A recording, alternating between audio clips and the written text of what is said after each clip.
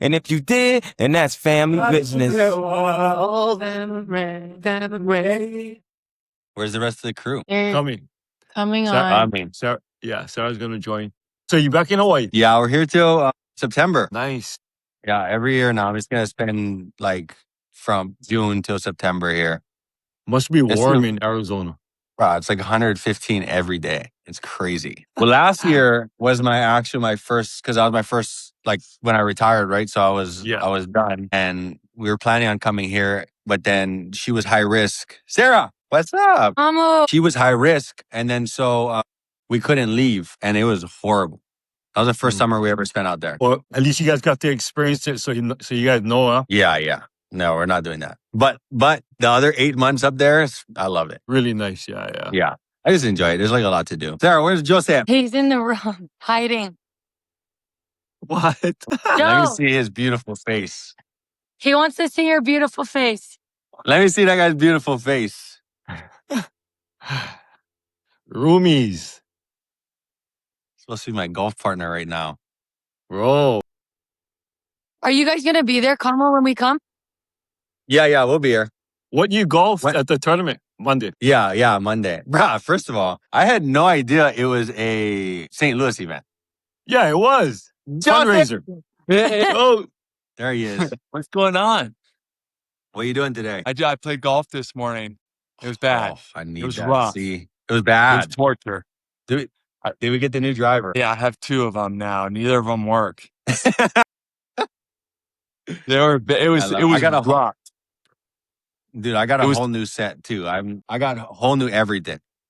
Are you dialed in right now? Are you playing good? It's hit or miss. I mean, it's amazing how you can play good one day and then the next day it's like you never swung a club in your life. Yeah. I had the yips today. I couldn't get off the tee. It was embarrassing. 5 hours of just torture. I wanted to go home. Where'd you so go? Bad. I went Where'd to a you place go? called Rustic Canyon. It was really nice. Walked 18. It was nice like one. 95. I almost passed out. Oh, you had to walk, or you just chose to walk? I chose to walk. I like walking. Yeah. I don't work out. I'm gonna start doing that pretty Like soon. it's something. Yeah. Yeah. I'm getting on that train pretty soon too. Start walking. Yeah, I want to start walking. Yeah, it's easy. It makes you play I better. actually feel like I'm about to say the flow of the game is way better too. Yeah, you play way better. Just not today. Yeah, it was bad. just not today. It was bad. Your guys' Wi-Fi is bad too. You guys Wi-Fi. Play around You got to in update Hawaii. that Wi-Fi. Yeah. What'd you say? Play around in Hawaii, yeah? Maybe multiple rounds. Yes. Okay. I think I'm there for like 4 or 5 days. And I have a wedding Perfect. for 2. So Oh, it's your boy's wedding? yeah. So other than the wedding day, I don't know what else I have to do. I'm in it. So I don't know what. You're gonna be locked up. I'm not even gonna see you. No, I'm going to get out. No, just 2 days. 2 days. Yeah. Okay. Well, hit me up. I'll text you after this. Okay. Good to see everyone. Hey, Shoot, Joe. Love the shirt, bro. I got, my St. Louis shirt Oh, on. he's wearing the shirt. The Lou shirt. Gang. Lou That's for Gang. you, Kamu. That's for you. That's for you, Kamu. No, Kamu yeah, just that's gave why- us so I money went this to that- past Monday. dude. I literally you know Kyle, right, Uncle? Yeah. Yeah. So he's like, "Oh, come golfing." Invites me and my brother, and I didn't think he takes us to a bunch of golf tournaments all the time. So I didn't think anything of it. I get there and I'm like, "This is for friggin' St. Louis." Like, all the players were there and everything. Yeah. That was Yeah. a fundraiser. Yeah. And then what's the head coach's name? Tupu. Tupu. Yeah, he was talking to me, and I was like, "Oh no, no." Well, thank you for participating, bro. Yeah. Proud supporter. Yeah. Hey, guys, I'll let you get to it. Good to see you all. I'll see you later. Shoot, All right, kid, Joe. Joe. Bye. Yeah. Where's Dalen? They have like media day tonight at This- Boise. So I know she couldn't be here. Two She for was three. so 2 for embarrassed. 3. She sent the Yeah. selfie. The selfie. 2 for 3. Welcome back, fam. This is 3 for 3, a daddy-daughter podcast where we talk about all things faith, family, and sports. Today, we have another special guest, and he's kind of like our second older brother. We don't have only one, but we have 2. His name is Kamu, and we love him so much. Thank you for joining us today. Absolutely. Thanks for having me. yeah, I'm gonna jump in and just read a quick introduction, just so our listeners and audience kind of get a background on Kamu and kind of like what we're going to talk about Perfect. on this episode. Okay. So on Yep. today's episode, we're sitting down with our family friend, Kamu Grugier-Hill. Kamu's story is one of those that reminds you how powerful a real journey can be. Hawai'i roots, a late start in football, a college path that took him far from home, an NFL career built on grit, and a Super Bowl ring to show for it. But we're not just going to talk about football. We're going to talk about family, marriage, the transition into life after the NFL, and the mindset it takes to keep moving when the game changes. Welcome to the podcast, Kamu.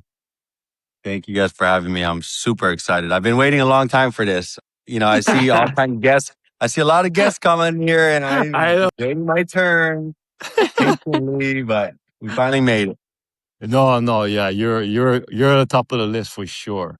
Beautiful. Just because we knew you when you were young, growing up in high school and stuff. You were one of Zeke's best friends, and I think you have an inspiring story that our listeners can I think be inspired by. So we kind of wanted to have you on and talk a little bit about your actual story. Yeah, for sure. Let's get into it. It's a long one. Yeah, let's go. I mean, I think we're just going to have to start from the beginning. Mm-hmm. I think we should tell the listeners how you and Zeke met and started a very long friendship. This is a good one. So, well, first of all, I was born here on Oahu, and then my mom moved me. Like, I have 3 older siblings, but they're way older. My sister was like a sophomore in high school at the time when we were moving. I must have been, or she might have been a little bit younger than that. But I was probably 5 or 6. And she moved me to Big Island and just took me. She gave my sister the choice, but she didn't come. So it was just me to Big Island. My mom, we lived in Hilo, and then she moved us to Kona. And then that's kind of where I grew up for the main chunk, And then got into Kamehameha. And then so we came back. I boarded the first 2 years. But me and Ezekiel, we were in the classes that weren't the super smart kids. We had to start in the remedial a little bit. So we were in those classes. We just had class together. And what's funny is I've said this at his wedding. I never met someone so terrified of his dad that he just wanted to be the straight A student. He just wanted to do everything right. And he's like, oh my, just like wanted to literally kill it for you, which is amazing. But I was the opposite in the aspect of like, I was kind of a renegade kid. And, I grew up on Big Island. My mom sent me away. I was a boarder now. And I was like, I have no rules. I can do whatever I want. You know what I mean? So I'm sitting next to Zeke in class and just terrorizing him. And, after a while, he just kind of just gave in and just started from there. We just started being friends, hanging out. And then it branched out to the bigger circle of Pono and all those guys. And yeah, the rest is kind of history. Was this in middle school, right? No, high school. Or high school. So yeah, they all, because Zeke got in 7th grade, right? Or earlier. Yeah. Yeah. No, 7th grade. So then it was like me, Tristan, a couple other guys that came in freshman year. And then freshman year was kind of where it all started. Yeah. Was he still bald? Oh, he was super or bald. Or did he have hair? No, super bald. That was one of the main reasons I was like, I gotta sit next to this guy. I gotta hear what happened here. I think you should tell that story. Yeah. Wait, what story? When you asked him why he's bald. Did you see it at the wedding? Yeah. Well, I feel like there's so many instances. I can't really remember exactly what I said, but I remember didn't I go up to him at first and I kind of was like, I thought he was like a Make-A-Wish kid or something, Yeah. I was making sure everything was all right, before I started teasing him. And then I found out that, it was an incentive-based kind of haircut. So, I was like, that's a hell of a contract you signed. Yeah, because I think a lot of our listeners don't know that I used to shave Zeke's head when he was young, just to kind of like be different. And it was like a little discipline thing too, Yeah, for sure. Little did I know it kind of just played with his head mentally. You know what I mean? He wore it though. I mean, honestly, I mean, I wasn't the only one that had questions. So he had a lot of questions to answer, and that's just how he got through it. So I mean, he wore it. And so some of the reason was because the sport that he was in, surfing. Yeah. Most of the guys are long haired, Right. and just they live that lifestyle of just cruise, and Right. I kind of wanted him to be a little bit different in this arena. You know what Well, I mean? I remember him specifically saying he's like Michael Jordan and Kobe are bald, and those are the most disciplined guys I know. So I got to go bald. So that was kind of like the mindset we're kind of going after. You know what I mean? I love it. I think he should bring it back. Bro, he got full head of hair now. Bro. That guy's hair is so thick. Yeah. It's crazy. And now I'm going back to Zeke. Now I'm for real. I got to go to Turkey or something pretty soon. The next question we have after that is, can you tell us a little bit about growing up in Hawaii, maybe some childhood memories that you have or that you want to share with the listeners? Yeah, I think, growing up here was something that I think, I don't want to jumble everyone in it, but I think we take for granted for sure. I think when by senior year, we were like, I want to get out of here. I want to, it kind of has a small town feel a little bit, right? Where you kind of know everybody, you running into the same people, you do the same thing a lot. But I think until I left, I didn't really appreciate the beauty and the culture and the tradition. I think it's just you don't get this in many areas in the world, right? So just even the morals and the way that we're raised. I mean, I go hang out with people on the mainland, or even when I first got there, I was like, this is crazy. The way you guys talk to each other, or like you guys, or just simple things, right? Like we help each other with, after whatever, it could be a birthday party, or you see the whole family helping and stuff like that's not very normal in, a lot of different places. Being able to, I think, everyone asked me that question, right? Like, what was it like growing up in Hawaii? And I was like, I guess I never really thought about it because that was just how I grew up, right? I don't know anything different. So, but I mean, going to the beach all the time. I remember, when I lived in Big Island, it was an awesome childhood. My mom worked a lot. I had sports, and obviously I was like a crazy bouncing off the wall kid. So she tried to keep me in anything I could, right? I was playing 90 different sports, but whenever I had free time, me and my friends, we'd kind of skateboard down, like from our house, we'd skateboard downtown to the pier.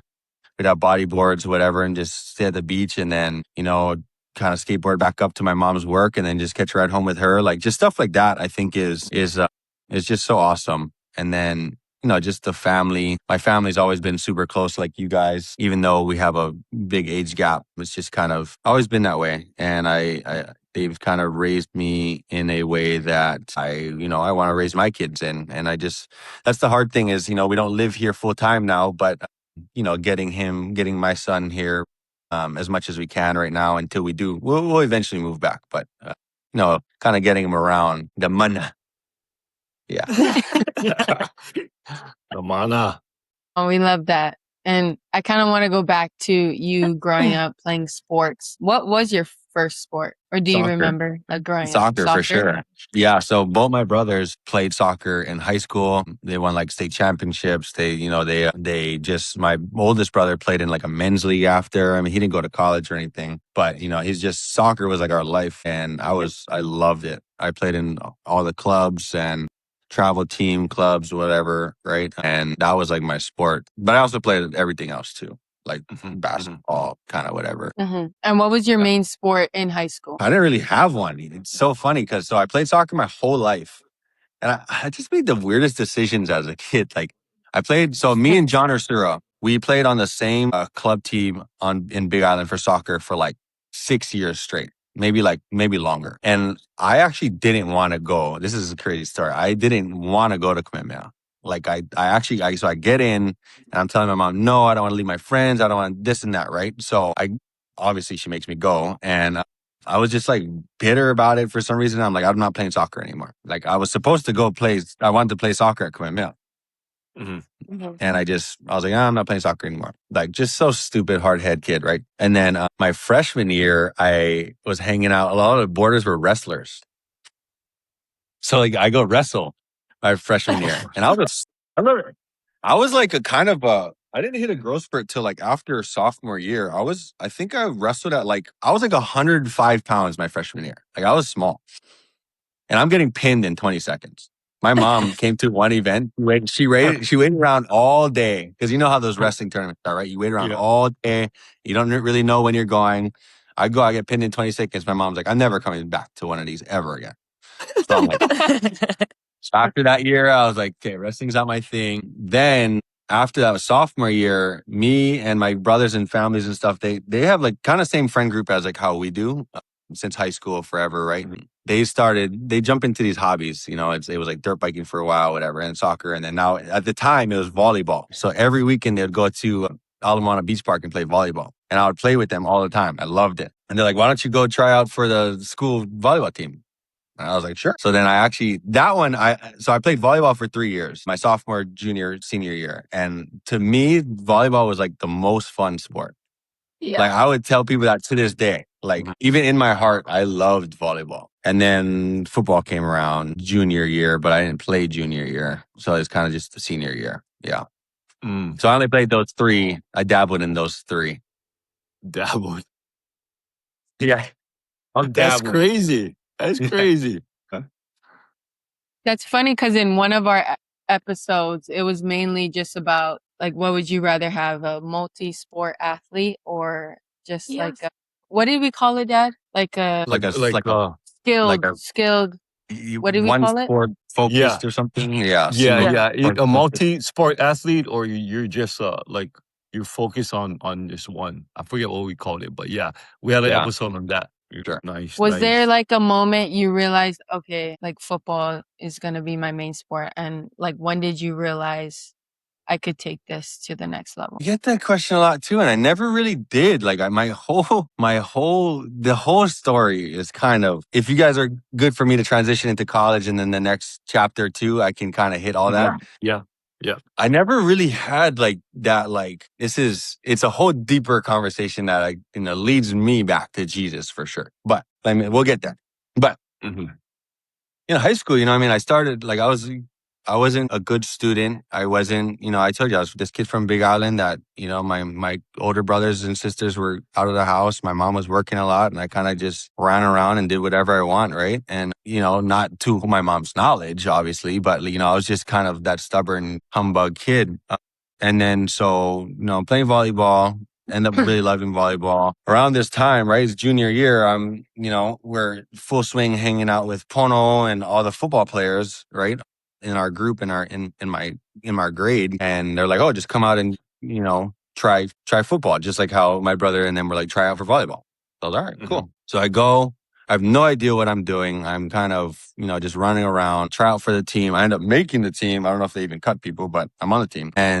But I was academically not allowed to play that year because your junior year, huh? My junior year, my grades were so low. Yeah, junior. That was the year I was at St. Louis that year, and that was the year we won the state championship. Yeah, that's the year Marcus wins. Marcus Mariota. Right. Yeah, right. That was Marcus your junior year. That year. Yeah, it was my junior year, so I don't play a single snap. And then I kind of got into like some probation stuff off, just stupid kid. But during that year, I like same thing kind of as the volleyball. I was like, I love this sport.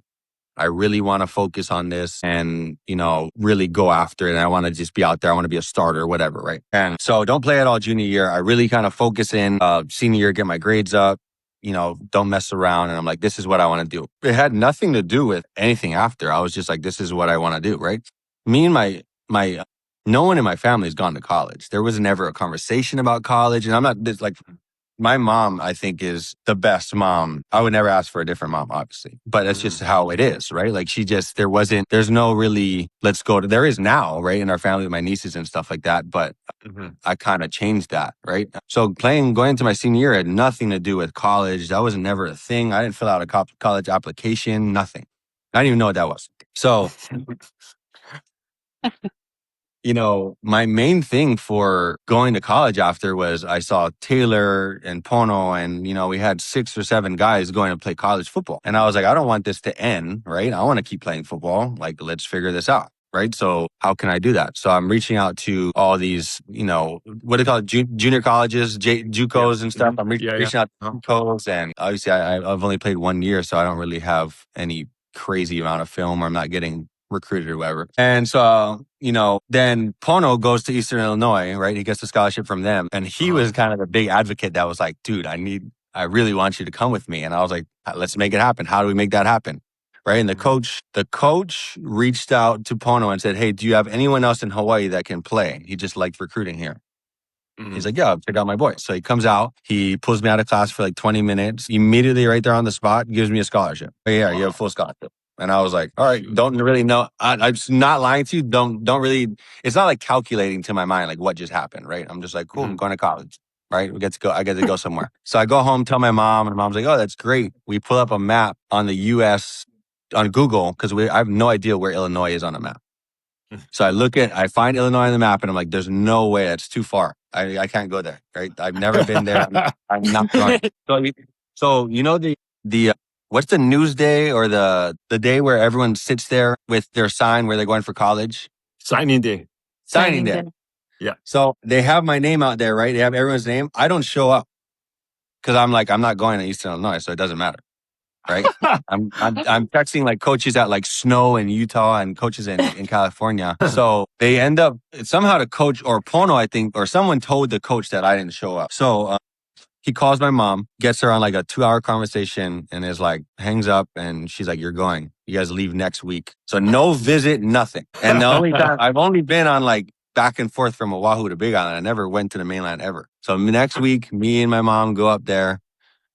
And we're driving through cornfields and we're driving through all kinds of crazy stuff. And I'm like, there's no way I'm staying here. This is nuts. But like, that's my mom at the time, she, or not the time, but she's just made so many sacrifices for me that even looking back at like for my kid, right? I'm like, could I send my kid to another island when he's 13 to go to a boarding school? Could I drop him off in the middle of somewhere just to go to college? Like, I don't know, that'd be tough for me, right? But like she made the sacrifices and the decisions that were necessary for me to be successful, right? So, yeah. And then, I mean, even when I got there, right? I'm just, I end up falling in love with it. The first 6 months was rough, but I go, there wasn't a, now I want to play in the NFL kind of thing, right? It was just like freshman, sophomore year, I'm playing.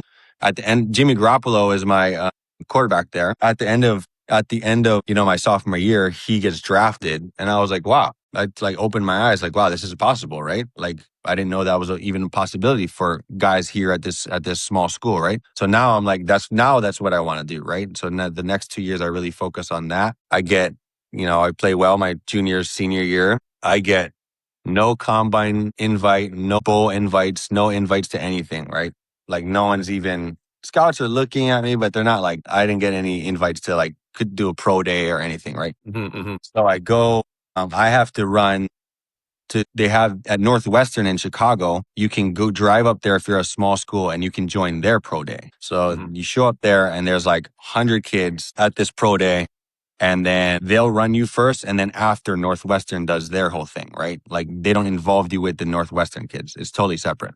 And there's like a couple scouts there, nothing really. The way they do it, this was crazy. This blows my mind to this day. You go there, you warm up. Every kid runs a 40 from the small kids or small schools, right? They run a 40. After everyone runs twice, they call everyone up and they call 5 names. I was one of them and 4 other guys. Everyone else, thanks for coming out. See you guys later. They didn't even let them finish the pro day. Oh my God. Crazy. But then the Northwestern guys go, they do their whole pro day. Even if a guy's not even going to make it or not even being looked at, you can just go and try out, right? So it was like all determining on that 40 time, which was crazy to me. But yeah, that's kind of like the, that's kind of the story of. That's kind of like the start of your NFL journey. I mean, kind of, but no, let's kind of back up with that whole, your high school and college stuff. Just from my perspective, Kamu is being pretty humble, but I mean, to make it at that level, you gotta have some physical gifts. You gotta have some God-given qualities that make you stand out, and Kamu has it. You know what I mean? And you need some of that to make it to the highest level. So he's not telling us the whole story, but a guy who can play soccer, football, and volleyball. I mean, come on. It's not your regular Joe Schmo. You know, and I think still today he can do like when we get together, he can play pickleball, spike ball, volleyball. I mean, golf. You know what I mean? So he has some physical gifts that he was blessed with, and you just combine that with a great family support, a loving mom that pushed him to maximize his potential, and that's what you get. You know, you get an NFL football player, but you know what I mean? Your story, I think, is inspiring for a lot of young people, especially the kids from Hawaii. You know what I mean? That go through the same struggle. You know, home life Yeah. not the best. School, I Right. mean, in Hawaii, a lot. I mean, school is not. I mean, Yeah. there's Yeah. so much distractions here in Hawaii. There's the beach. There's, Right. I mean, it's warm all year round. You know what I mean? So there's so Yeah. much distraction that others. I mean, kids can do so much other stuff than put themselves through hell playing football. Right. You know, and For because sure. football is hard. You know, it's Yep. a hard sport. You know, so being from Hawaii is very challenging too. You know what I mean? To I agree. play football, let alone go to the highest level. But I mean, your story is amazing, and I think it's a great story for a lot of our kids too. You know, to hear. You know what I mean? But I mean, For I sure. coached against you. You know, when that 1 year at Kamehameha. Yeah. So I mean, and I tell you, we had to scheme against you because you were so like disruptive. You know what I mean? So you had great film in high school. I mean, you produced in high school, maybe only 1 year, but you did produce. And then when you went to Right. Eastern Illinois, you also produced as well. I mean, Yeah. you had an amazing career at Eastern Illinois. So all that stuff on top of what you ran that day really what put together an opportunity, you know what I mean, for you.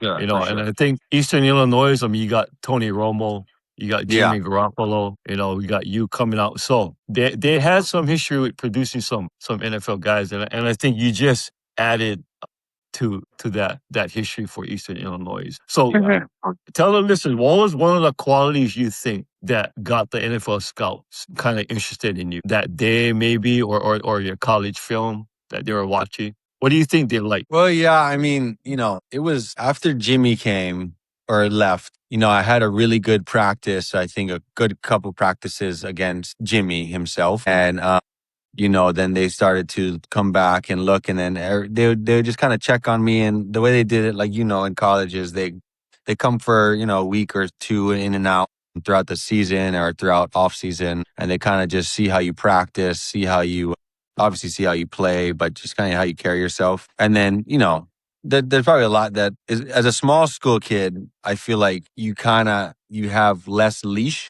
right? So you got to be practicing hard. You got to be obviously producing.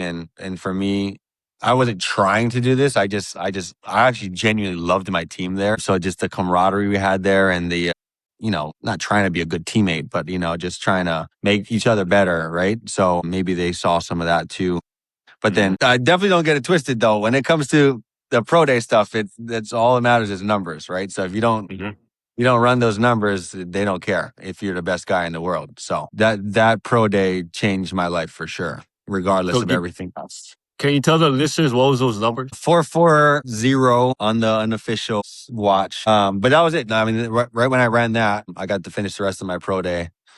And I don't really remember the other ones. Like, they had the L drill and broad jump and stuff. I mean, those were good numbers, but it wasn't, the 40 was the one that really kind of. Yeah, that's crazy. So you got a linebacker running 4.4 is, you got you got NFL, written all over you. You know what I mean? So Yeah. crazy. Which is crazy. Now some of these kids now are running super fast. But back then, 10 years ago, it was definitely less common.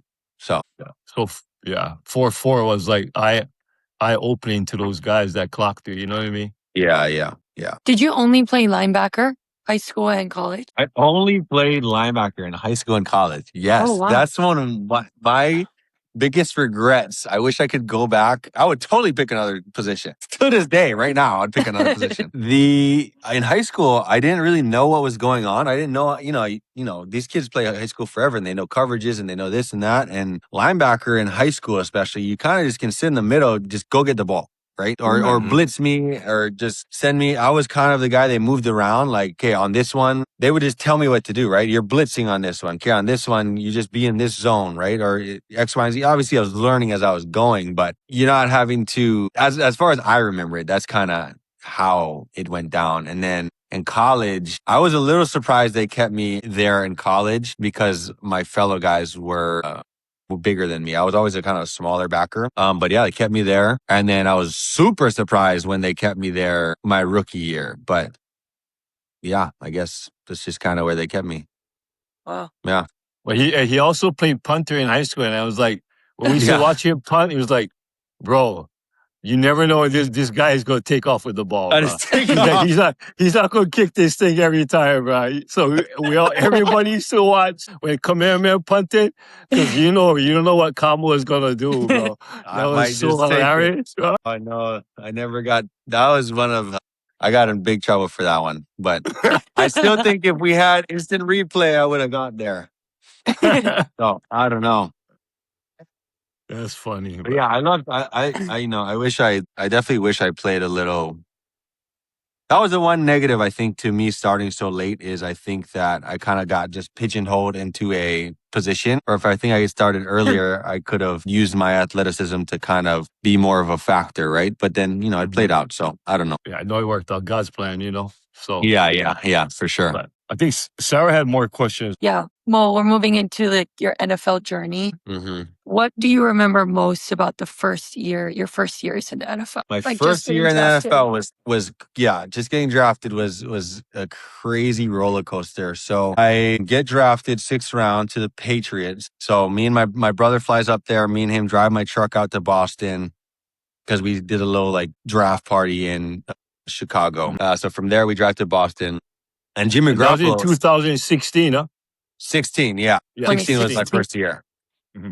Yeah, 2016. So my brother drives me out there. And so Jimmy Garoppolo, my college quarterback, is also the backup to Tom Brady there. So I'm stoked because I get, I actually know someone there. It's going to be, I have someone to confide in this process, this X, Y, and Z, right? So I get there. And I've never been a big, star, get starstruck or anything like that. But, I'm going on to this team. They just won the Super Bowl the year before. And it's Belichick, it's Tom Brady, it's Gronk. It's the big hitters, right? And, I get there and Belichick calls me into his office, just me and him. And that was probably the first time when I was looking at him, I was like, wow, this is crazy. You know what I mean? I'm here, I'm doing this, and this is a crazy opportunity, right? I have it was the conversation to that one was actually, where am I going to be a safety? Am I going to be a linebacker? Right. So that we were kind of in that limbo throughout pretty much all of training camp. It's funny though. So I was playing a role on defense in New England, in the passing game. And that was kind of my bread and butter. And I felt really good about it, but I was bad at special teams, which is if you want to be a late round guy, and you need to be able to play special teams, right? But I didn't really understand that. I barely played special teams in college and X, Y, and Z, right? So anyway, have a good camp. The coaches tell me, I remember my position coach was Brian Flores, who was the DC at the Vikings. He's like, oh, you made it. I have the special teams coordinator telling me that I made the team. They're telling me who I'm going to mark kind of in this game in 2 weeks or whatever. So I'm like, cool. So me and the rookies, we all go out, have a little fun. The ones that I thought we made it. Next day I get a call. Belichick calls me and he's like, hey, I got to bring your iPad. We have to move some things around. I'm going to cut you. We want to bring you back on practice squad though. And then hopefully we can bring you up in a couple weeks. And I'm devastated, right? I just was told that I made the opening on 53, all this kind of stuff. So, and 4 hours later, I got a call from my agent and he said, because if you get cut, you go on waivers as a rookie, right? So for the next 24 hours, any team can pick you up. But if they pick you up, you automatically go on to 53. So 4 hours later, I get this call from my agent and he's saying that Philadelphia just picked me up. So I can't, really say no to New England, even if I liked being there or whatever, or no to Philly. So now it's basically I got traded, right? So So I have to drive down to Philadelphia. I get there. I don't know anybody. At least I had Jimmy. And, during that time from like April till like August, you're with the rookies you came in with. You kind of build like this bond and stuff. But I get to Philly. I don't know anybody. And I'm like, I get there on like a Tuesday and they're like, you're playing this game on Sunday. So I'm playing in a game that I don't know anyone in the locker room. I don't know anything. I'm wearing a new jersey, everything. It was kind of crazy, but it ended up being, one of the best years, I think, for me to put me in that mindset of, I think actually I needed that little check because I think I was feeling myself a little too much in New England. I was like, I just thought that, and truthfully, I think, I know you say different, but like in my eyes, it was never easy. I'm not saying it was easy, but like it was, everything was going too smoothly, right? Yeah. Everything was just going way too smoothly. And there wasn't really like, it was just, everything was working in my favor, right? So me getting cut really kind of put me in check and put things into perspective. Like it's not always going to be like that, right? You have to stay grounded and stay, committed to this process that and there's opportunity as well. So yeah, that was the first year. When you get traded like that, you have to try out or you're automatically on the next team that picks you up? No, you're automatically, yeah. So waivers, traded is, it's kind of similar, but not really. But yeah, if you get picked up off waivers, it's 24 hours after you get cut. Within that 24 hours, you're automatically on 53. Wow. So you're automatically in the team. Yeah, it's kind of a crazy process. And then how long were you with the Eagles? I was there for 4 years. Yeah, after that. So then that year, actually more to the roller coaster. So New England, then get picked up off waivers by Philly, go to Philly. We're okay that year. We're like, 9-7 or whatever, kind of middle of the road. New England wins the Super Bowl that year. Right. The Patriots do, the team that just cut me, right? Yeah. So I'm like, bro, like I'm seeing all the rookie guys that I came in with, blah, blah, blah, winning a Super Bowl, right? So the next year we are going crazy and we end up playing New England in the Super Bowl literally my second year. Wow, and that's then crazy.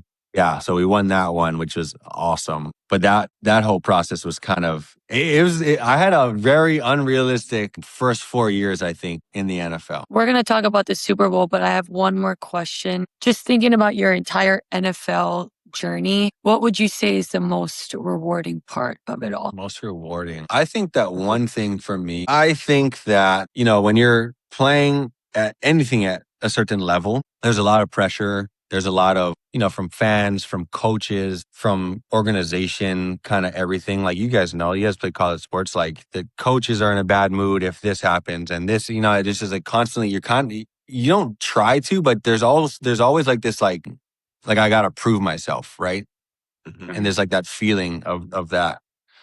I think the most rewarding thing though, is when you're going through and you're playing at a high level, the coaches can say something, the fans can say something, but when the people that are also playing at a high level respect you for the way that you're playing or recognize you for the way that you're playing, that to me is the most rewarding thing. Because they're on the field with you, right? The coaches aren't on the field. The fans aren't on the field. Anyone can say, oh, this is easy, this is that. But when someone else is next to you playing at a high level and they're like, damn, that guy's a baller, right? Or he killed it this game, blah, blah, blah, right? Like hearing that from those people is to me the most rewarding part that I would always cherish, I would say. Yeah. And Well, then also like, and then also just building that brotherhood too, right? So. I mean, always being recognized by his peers is yeah, like you said, most rewarding because they know what it takes to play at that level. Coaches don't, the fans just yapping, You know the saying, real recognize real. Yeah, exactly. Right? Game recognize game, Yes, exactly. So it's like that to me is, and that's something I want to kind of, say to my kids or whoever I end up kind of developing, right? It's like, that's what really matters at the end of the day. Mm-hmm. So for me at least. For sure. Yeah. Like that. Yeah, we're gonna talk about the Super Bowl real quick, but it's funny, like you said, when you're at New England, you had a challenging time playing special teams. You know what I mean? But then in Philly, you become one of the best special teams players in the league. Yeah. You know what I mean? And then being a captain and all of that. So how did that kind of switch from New England to Philly as far as special teams? Because the conversation was with Belichick was that he needs me, he needs someone that can play special teams right now.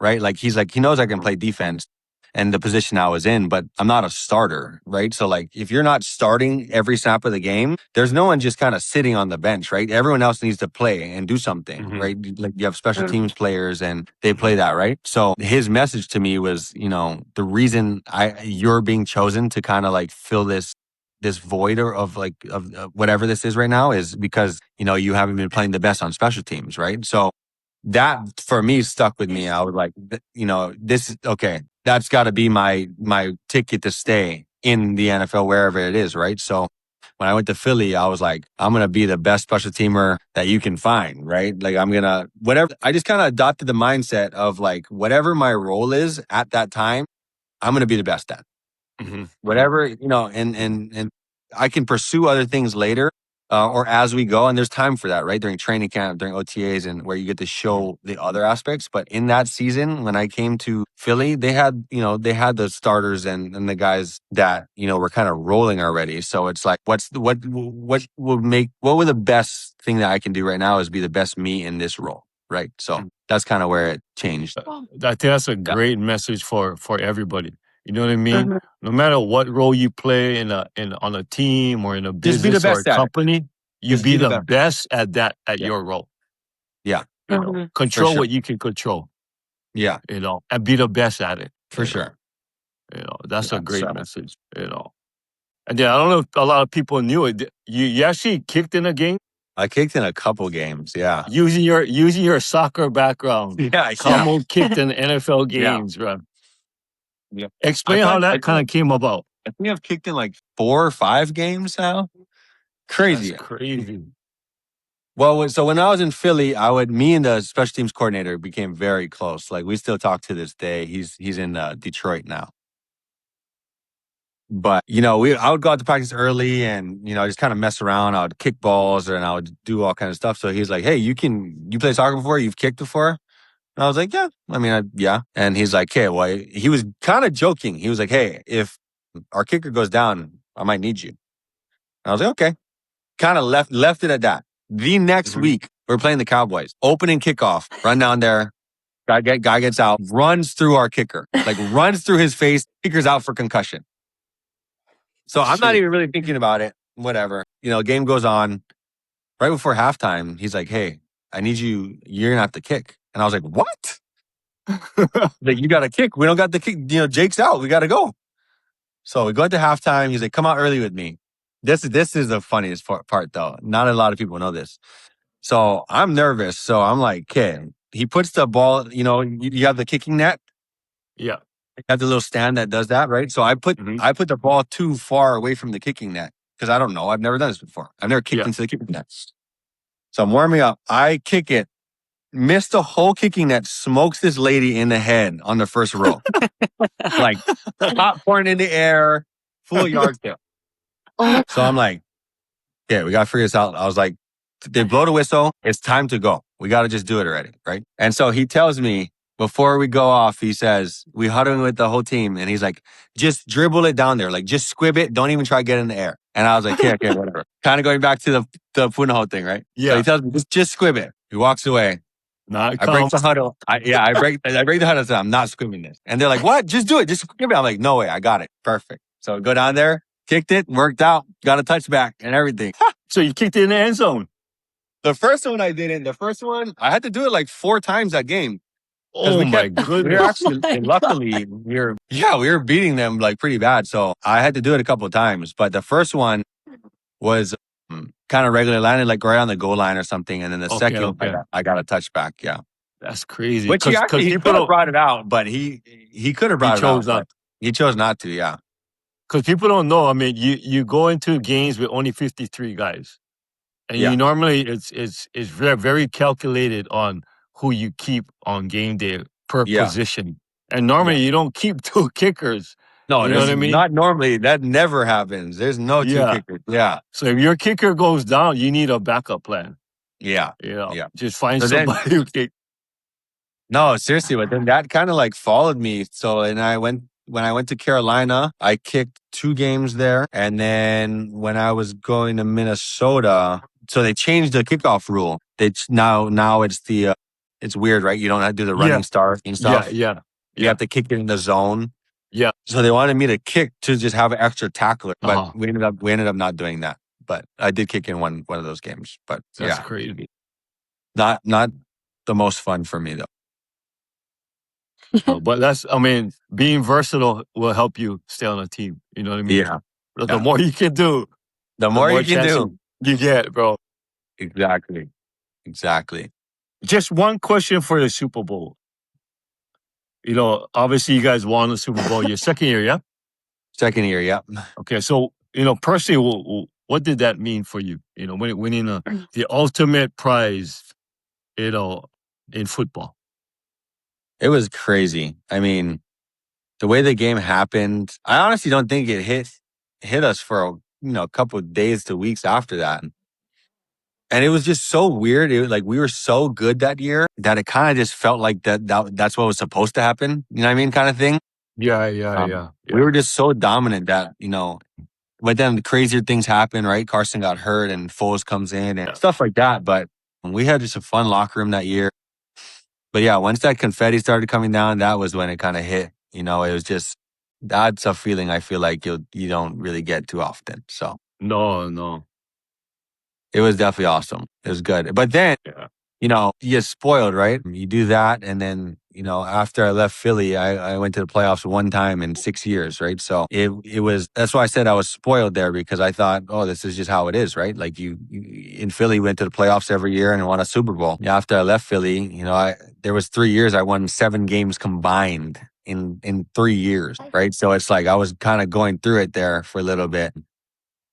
And then, I go to Minnesota and, we go to a playoffs, but then we lose, right? So it's like, it's not as easy as it seemed in the beginning, right? So it took me a while to kind of understand what we did there. Yeah.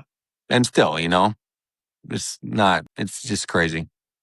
I mean, it's hard to win a football game. I mean, takes so much stuff to happen to win. But Hawaii was super proud of you, and we were proud of you, and so happy that day, when you guys won that Super Bowl.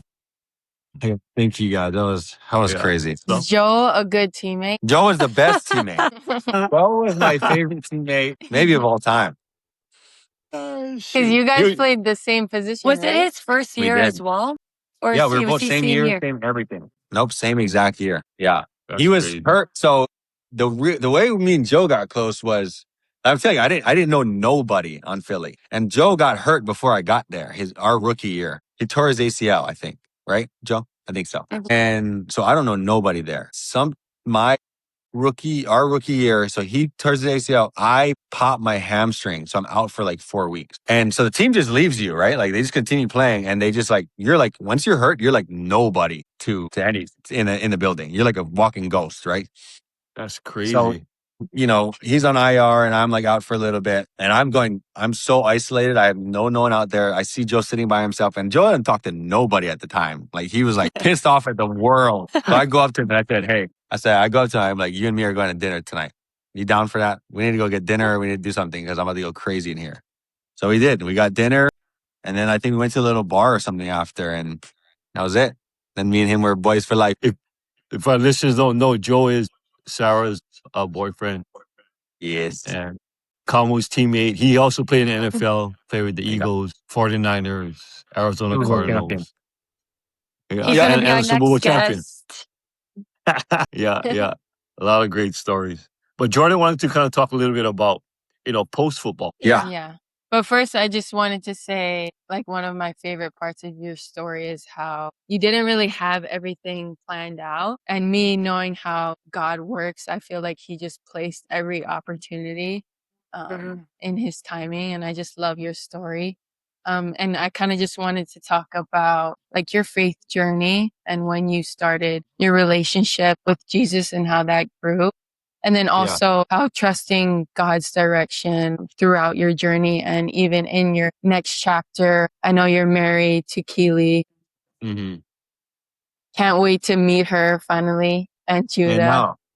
Judah boy is huge. Judah boy. Yeah, we're getting fat. He's getting a big boy. He just started crawling. So cute. God, bro. Oh God, your days are over, bro. I When know. they start moving, bro, Yeah. nonstop. Yeah, he's rolling right now. Yeah, I mean, that's why kind of when I said that in the beginning of like, it's a deeper thing than this is, I think that so basically when I got cut from Philly or New England and they got picked up by Philly, I was hanging around and it was different too, right? Like we had the locker room was different, right? We had a bunch of married guys who had kids who were already like super solid believers, right? So then I go from New England, not saying one was more different than the other, but like, New England, I was with a bunch of the rookies. We're kind of doing our own thing. And then I come to Philly and I'm hanging out with these guys, right? And I'm kind of just like wondering, like, something's different about these guys, right? And then, one night, it was before a game, they used to do this, they would call it accountability nights, right? It was basically a Bible study. So after, the last team meeting of the night, they would all hang out in one room and kind of just be like, have a space to be like super intentional with each other, right? Like talk about stuff that isn't like normal to talk about, right? Like things you're struggling in your marriage or your life or just anything, right? And just being like super intentional about that. So Trey Burton at the time was one of the tight ends. He's like, hey, what are you doing tonight? And I was like, I'm about to go to my room, just hang out. And he's like, come join us, right? So I go in there and I'm kind of literally just a fly on the wall, still kind of new to everything. And I'm just hearing them talk about stuff. And it kind of like as they're talking, my whole life is like playing in my head, right? I'm going over like, just family things. I'm going over like volleyball. I'm going over football. I'm going to college. I'm doing all these kinds of things, right? And it's like, I have that like kind of realization right there, kind of slaps my face that like God's had his hand over me the whole time, right?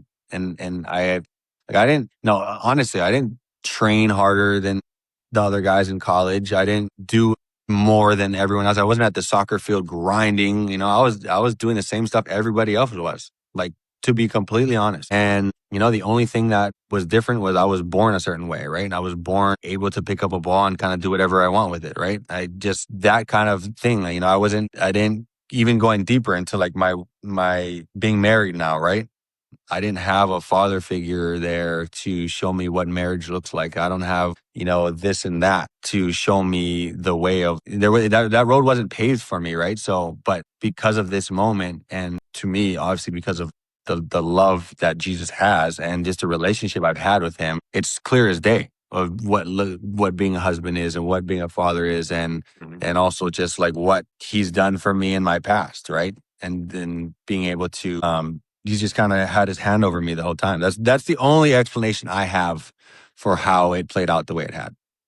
And again, I just love your story because you weren't the one in control. And I think a lot of us, I mean, especially with your story, I know a lot of guys, like they've had this planned out and they put so much, they try to control every outcome. And I just feel like your story is so different. But I wanted to kind of talk about marriage next and how has marriage changed your perspective on life? I think that, I don't know, Keely to me is like, I think I'm the luckiest guy because she's just perfect for me. I mean, there's no other girl in the world or woman in the world that can handle me, right? You guys know me. I'm off. There's something, and she does it. She does it perfectly every time, right? I mean, I've moved her. I've moved her like 8 times. She just rolls with the punches but at the same time, she can rein me in when I need to be reined in a little bit, right? And I think she's just, seeing her go through this mom journey as well has been a whole different light, which is awesome to see. I think that it's one of the best things I've ever, been able to feel was just watching her be a mom. So that's been super awesome. But yeah, I mean, I think marriage is the best. I really do. It's kind of like crazy because it's counterintuitive. Like people say, they always joke about, oh, when you're married, you're chained down and stuff. Like I personally think it's more freeing. I'm not worried about nothing. You know what I mean? I'm going golfing. I'm going to do this or whatever, right? Or like, it's just more freeing. There's like, we know what we expect from each other. We know, you have that foundation of what you, especially with the baby now, is like, how do we want to raise him and what kind of family do we want to be? We have that foundation. And then we kind of just roll through life together, roll through the punches, roll through it's nice knowing that you have someone there, even if the worst thing happens or the best thing happens, right? I don't know. That's just kind of how I feel about it. And how did you guys meet? again? We met in Nashville, actually. She played soccer at Georgia, and then she did her master's at she was like in that COVID kind of years. So they gave her a free or a COVID year, whatever it's called, right? They let her do her master's for free while playing like on scholarship, whatever. So she went to Belmont in Nashville. And then I was playing with a teammate who lived in Nashville and kind of had the same kind of friend group. And kind of went out there, hung out, met each other, and kind of were around the same circle. And then we just talked for like another 6 months, or like, because I was in season during that time. So I didn't see her for like another 4 or 5 months. And then, then she came down to Houston, and we've been together ever since. And Judah, how old is Judah? Judah is about to be 9 months, but he's still 8. I think he's 9 months next week. Or 2 weeks. Awesome. Wow. Maybe Getting 2 weeks. big. Yeah, he's getting big. Getting big and older, bro. Awesome. It's crazy to see. I love it. Yeah. I love it. Yeah. He's a cruiser. He's had his challenges. He was born with some kidney problems, so he kind of has to go through a lot, but it's been okay. He's been doing good. Awesome. Yeah. That's awesome. Yeah. It's just amazing to see you guys, you and Zeke now, your guys' journey and, as best friends and, reaching the highest level in both respective sports, and then being married now and having a family, and just coming full circle, and just being, I think what's most proud is just being the men who you guys are today. It's just, we're really proud of who you guys are, today. Because it was a little bit shaky in the beginning. It was super shaky. It was super shaky. Yeah. We didn't know. I was real rolling the dice there, but we made it. But yeah, so amazing. And then again, like how you said, when you reflect on those times and those things, you can see God's fingerprints on you the entire time. All over, yeah, for sure. All over. And it's such a blessing. And there's a lot of things that I would do differently, as I look back now. But like you said, it was just part of a plan, I guess. And that's just, having to go through some of those growing pains from those stupid decisions was probably what was best, right? So, yeah, for sure. Well, before closing, we kind of have this segment that we call rapid fire. It's just a quick hitter, quick questions. You're just gonna fire away, and you just answer real quick. like one question or one answer, one word. Yeah, just I mean, it can be a quick answer. It don't have to just be one word. Okay. Okay. First thing that comes to mind. Go. Yeah, first thing comes to mind. Okay, number one, favorite Hawaii food. Zippies. That's crazy. I know, but it is Zippies. Best stadium atmosphere you've ever played in. Either the Cowboys or Minnesota, or also we played in Mexico City one time. It was crazy. But those two, Cowboys and Minnesota, are my favorite. Okay, awesome. Favorite NFL teammate besides Jose. Joe. Besides Joe. Besides Joe. That's a given already. Like Ertz and Hicks and kind of that group, those guys. Yeah. Or Cashman. I have so many. Yeah, Zach Ertz. Zach Ertz, Jordan Hicks, Blake Cashman. Okay. Andrew Van Ginkel. There's like a lot of guys. Yeah. Okay. First thing you've noticed when you come back home to Hawaii. Just first thing you notice when you come home. Traffic's still here. Yeah. Exactly. Favorite off-day activity? Golfing. Okay. Soccer, football, or volleyball? Which one taught you more? Football taught me more, but I played it longer probably. Yeah. Mm-hmm. Okay. Best advice you give your younger self? Gosh, I mean, I don't really know. I think like not to be so hard on myself for some of the mistakes that I'm going to make. Okay. No, that's that a good makes one. sense. Yeah. What's one thing people would be surprised to learn about you? To learn about me? I don't know. Would it be surprising that I'm like super outgoing? Probably not, right? No, that'll be good. Yeah. Yeah. Okay. Yes. Favorite way to spend a perfect day with the family? How does that look like? It looks like we're all at the beach, or we're all, we got coolers packed. We got food. My mom's making a bunch of her perfect food. And we're just all hanging out. I just love when we all get together and just hang. Perfect. And that's the Hawaii way, Yeah. Yeah. And the last one word to describe your NFL journey.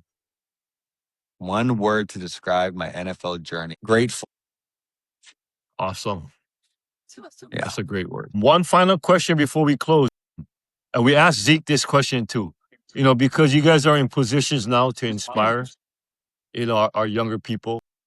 So, what advice would you give a young kid today in Hawaii trying to make it to the NFL? I would say that number one, I think that everyone's story is so different, right? Like you can't be like, oh, this is the way to do it. This is the way. And like I don't really like blueprints like that, right? Because you're kind of giving false hope, right? I can't say, hey, if you do these things, you'll get here, right? I think that what I'll say is every game, every practice, and every big moment has opportunities, and you have to capitalize on those opportunities. The more opportunities you capitalize on, the better situation you'll put yourself in, right? So it's like just think about it, like break it down in moments, right, or even games, and then you can stretch it across life, right? Like for me, right, certain games had opportunities that I made, right, or didn't make, right, and then if you look, even zoom out even more, the opportunity at that pro day, right? What if I didn't run good? Right? Like everyone's given opportunities and you got to capitalize on them when they happen. So, so that's what I would say. I think that's an excellent message, for everyone Yeah. out there, being able to take advantage of whatever opportunity that Right. you get. Because we never know when it's going to come, right? But No. when it comes, Yeah. you got to be ready to roll. Mhm. So, That's a good message for, for players on the team too, you know what I mean? Especially the backups, that don't get a lot of the time that the starters do, but you never know. You're one play away. one play away. But the question is, are you going to be ready? Right. You know what I mean? So that's great. That's great advice. And that But- the opportunity, I think, looks like too, right? Is like if you get the opportunity to leave, will you leave, or will you stay home sometimes because it's easier, right? Like I think that's a hard thing for Hawaii kids, right? And I personally think that there's a lot more opportunity if you leave. You're always going to come back, but taking that opportunity sometimes just to see the view in a different, or see the world in a different lens. Mhm. That's Yeah. that's an excellent point as well. Yeah. Especially for Hawaii kids, that it's hard to leave home. It's You know what very I hard. mean? Yeah. It's very hard. I Very mean, hard. we're far away. So Yeah. just taking that leap of faith, and if you Right. want to change your dreams, Yeah, awesome. for sure. Anything else, girls? You guys want to share before we close it down? One more question. What's your favorite memory with Zeke? Wow. Not too rated I don't know R. if you can share those. My favorite memory with Zeke. Shoot, I don't know. There's a lot of small ones that are just like, always the best. Like I think, yeah, just whenever we're together and we're just laughing around, like even just as a group. But like especially Zeke, his laugh is so loud, and it's just whenever we're all kind of just flowing off each other like that, like those moments are just priceless. We're on the ground cracking up, and I think those little moments like that just add up. Or just probably I can't pinpoint one for this. Yeah. Just, I mean, like when we had him on the podcast, like the question Did he have was one like, for me? no, we never had one for you. But the question was like, well, like the one we asked you, like, what is one thing people would be surprised to know about you or to learn? And his one was about people would be surprised that I'm actually a funny guy, and I like to have fun, because the surf industry narrative on him is different. He's this So weird. he's this big bully, and Hawaii surfer and stuff like that. So. Yeah. No. But people that don't know, that guy is, he likes a good laugh. Yeah, for sure. For sure. That's a good one for all him. the time. Yeah, that's why I don't know, for that question for me, I feel like I'm an open book. This is what you get. Yeah. No, You're not for gonna real. have I don't have too many surprises. Yeah. You get what you see. Yeah, exactly. Awesome. Well, Kamu, we thank you for joining us. We appreciate you. We love you. I mean, you're our family. You're my second son. You're the girl's second oldest brother. You know what I mean? And you mean so much. absolutely. You mean so much to our family, and we're so happy to kind of see where your life is at now. You're married and with a family, and we're so proud of you. But again, Thank you guys so thank you for much. making the time. For You guys have for no joining idea us. what you guys have done in my life, right? Like, I think I was this wild kid coming into your guys' family, bringing Jordan and Dalen were like little girls still. Yeah. It's just, you guys are the best, and I love you guys so much, and we're family for life. I'm always there for you guys, and I'm just so excited to see how well all you guys are doing. And we need to get together more often, that's for sure. Yeah, for sure. I remember Sarah used to tell us the stories like, she called me, Dad, you know Kamu's in here sleeping? I said, yeah, like he must have skipped class or something. Oh, man. Yeah, we got Hey, a my lot of favorite stuff. memory with Kamu is I don't think Dad wasn't home or something, but he wanted to run us, like me and Dalen. Like we had to run hills or something. So he made Zeke and you take me and Dalen to run hills. I remember that. And we were crying. I was like, this is torture. I And can't Dad came believe it. home and he took a picture of us. I don't know if Yeah, Dad still has the picture. I still get that picture of you guys four. Yeah, For running them? We got so many I felt- stories at Kamehameha. Oh my I God. felt many. so bad. I felt so bad about that. I feel like I let Zeke kind of take the charge in that one, but that one was. But oh Yes. man, this was fun. But we're gonna close down real quick, just for the listeners. Thanks again for joining us for this episode of This Is 3 for 3. Don't forget to like, comment, and subscribe to our YouTube channel, and follow us on all our social media platforms at This Is 3 for 3. We'll see you guys next time on the next episode. Aloha. And then we all put up a 3 at Yeah. the end. Or a And then we take a shotgun. Okay, Kamu,